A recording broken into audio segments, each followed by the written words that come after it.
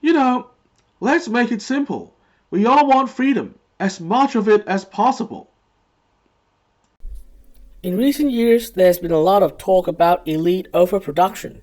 Basically, the theory is that too many people are going to college, while there aren't as many jobs that require college degrees. As a result, many college graduates are not getting the well-paid jobs they expected to get.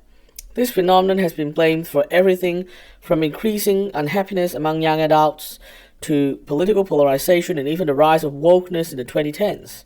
However, I think the question we need to ask is so-called elite overproduction really a problem at all? First of all, as a libertarianish person, the whole discussion about elite overproduction sits uncomfortably with my commitment to freedom and free markets. Specifically, if unemployment or underemployment among college graduates represents a problem of elite overproduction, often with the implied solution that fewer people should go to college, then that sounds like Soviet-style planned economy thinking to me. If people go to college and spend money or take on debt doing so, they did that voluntarily, as a result of their own cost-benefit calculations. Whether there are jobs that pay well at the end of it is a matter of supply and demand, and I think this is something people just need to accept. Knowing that there might not be a well-paying job at the end that would justify the cost or debt incurred, some people might still go to college. That's their freedom. Some people might not. Again, that's their freedom. Importantly, in this case, everyone is making their own cost-benefit calculations based on supply and demand dynamics. And a society that is truly comfortable with having a free market economy should be totally comfortable with this process, whatever the outcome.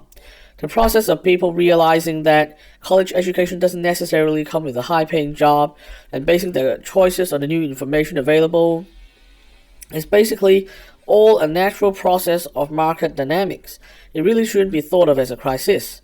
Of course, the people who are looking at all this as a crisis are probably not really comfortable with what a free market economy entails. If that is the case, then they should be enlightened as to the benefits of a market economy, both in terms of freedom and efficiency. The other thing I've noticed is how the whole narrative of elite overproduction is especially common in right-leaning circles, contrary to their supposed commitments to market capitalism. This could partly be because some parts of the academic humanities are ideologically very left-leaning, and by very left-leaning I don't mean being committed supporters of Democrats or Labour. I mean actually far left, as in fully embracing postmodernism and critical theory without much questioning. And I do fully share this concern about bias in certain sections of academia. However, I think the solution is for society as a whole to get more intellectual and not less.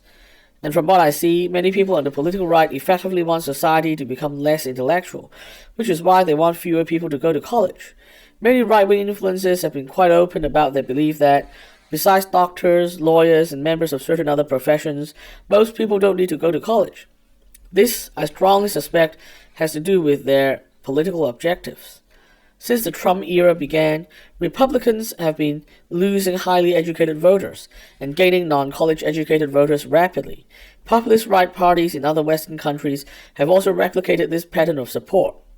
As the right moves further and further towards populism and away from old-school conservatism, becoming more anti-intellectual becomes good self-serving politics for them. However, I fear that the turn away from intellectual discussion will only polarize our cultural and political landscape even more, which again would actually help the populist right, but harm society as a whole. While the far-left bias in certain parts of the humanities needs to be fixed, I think this can be best done by actively challenging their premises and arguments on an intellectual level that makes it truly convincing. One reason why the far left is so confident of its beliefs is because nobody has quite made the most convincing case against their arguments. However, this is only because everyone else is too distracted to focus on it. Moreover, from my own experience debating far-left ideas in the past decade, I believe that the populist right actually wouldn't want too many people seriously attempting to argue against the far left, even if we could win. This is because the kind of successful argument would also defeat the populist right's worldview and political stances, and instead uphold a moderate and likely classical liberal politics. I believe it is ultimately genuine intellectual inquiry that will lead to a moderate culture and politics, and practical consensus building that is based on objective and scientific evidence. This is something that both the far left and the populist right don't want, but something that would definitely benefit society and humankind. Finally, I think the whole attitude that college or any form of further education that goes well into adulthood is inherently for elites really needs to change. Education is just getting more well-informed about stuff, and getting more well-informed is both a right and a duty of everyone in a healthy democracy. Some people might get a well-paying job as a result of pursuing further education, but that shouldn't be its primary value or expectation.